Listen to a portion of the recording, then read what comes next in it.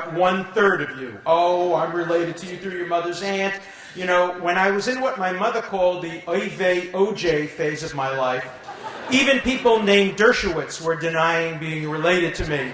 It's a common name, who knows? I'm talking about my mother now.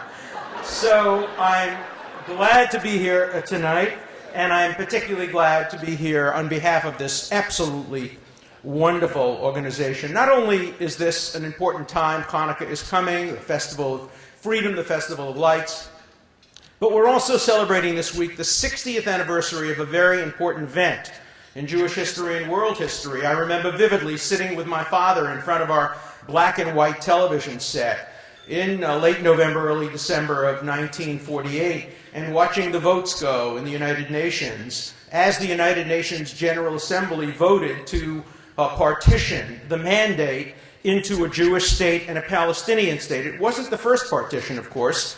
Previously, the mandate had already been partitioned into a Palestinian state, the Jordanian state, Transjordan, whose first law prohibited any Jew from being a citizen or owning land. And then the second part was petitioned, in which the Palestinians could have had about 55% of the arable land, a completely contiguous state with the West Bank to be connected to the Gaza through a highway. Israel was offered a small, non-contiguous state with Jerusalem separate, and of course the Jewish agency and what was to become Israel accepted the two-state solution, and the Palestinians rejected it. When I was listening to the beautiful rendition of Hatikva, I remember some of us in this room are old enough to remember the original words, Lashuv la'eretz avotenu, to return to the land of our people, which was changed in 1948 to Liot Am Chafshi B'Artzenu. And so these were very, very important times in our history. And there could have been a two-state solution. The Palestinians were offered two states in 1938 by the Peel Commission, in 1948. But instead, they and their Arab neighbors decided to invade Israel and try to destroy the new state by a genocidal war in which 1% of the Jewish population of Israel died in defense of the new state. The Palestinians call this day the Nakba, the catastrophe, and it was a self-inflicted catastrophe. Had they accepted the two-state solution today, they could be a viable, they could be a powerful, they could be economically successful state living side by side in peace with Israel. But they wanted there not to be a Jewish state more than they wanted there to be a Palestinian state. And that has been the prescription for disaster for the Palestinian people from the beginning of this history. You wouldn't know that if you read The World According to Carter, or The World According to Walter Mearsheimer, or The World According to the Vatican, who recently said that Israel must allow a full right of return to all Palestinians. What about the right of return? What about compensation for the 700,000 or 800,000 Jews that were expelled and forced to leave Arab countries? There was an exchange of population.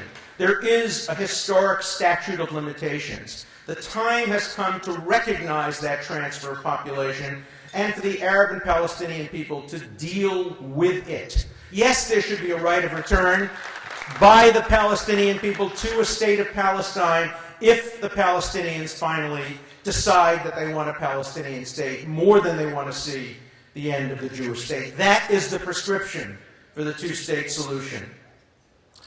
There is a struggle going on now for the souls, the hearts, and the minds of the future leaders of America. This is not accidental. There is a systematic campaign. I was at Irvine just on Thursday night. You could see it as visibly as you can. A campaign to try to persuade the average American who is neither Jewish nor Muslim that the solution to the problem is not the two-state solution, but rather the destruction of the state of Israel. And what's so great about this organization, what's so great about Roz, what's so great about all the people here today is they do not respond to lies with censorship. They respond to lies with truth. They understand that the answer to falsehood is truth. The answer to bad speech is good speech. The answer to censorship on the other side is more speech. We are prepared to engage our adversaries in the marketplace of ideas When Jimmy Carter wrote his book, he said he wanted a stimulated debate, and so when Brandeis invited him to debate me, he said, oh, no, I don't debate this issue. When Walt and Mearsheimer wrote their book, they said they wanted a stimulated debate. I immediately challenged Mearsheimer. I'll come to Chicago at my own expense to debate him on his territory. No, I won't debate. I challenged Professor Walt to walk across the street and debate me at Harvard. No, he won't debate. What they want is one-sided debate, and what Stand With Us gives them is a response, the other side of the story.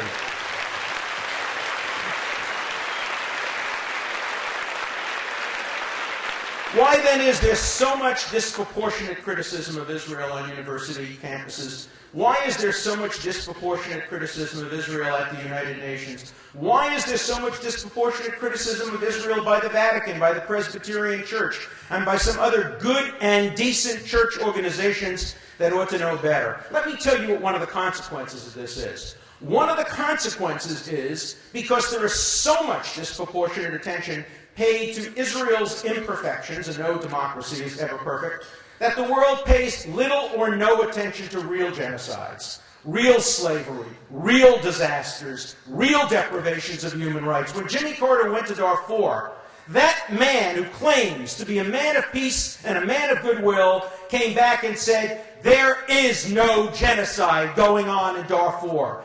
He said, use the word genocide carefully. It has a technical meaning.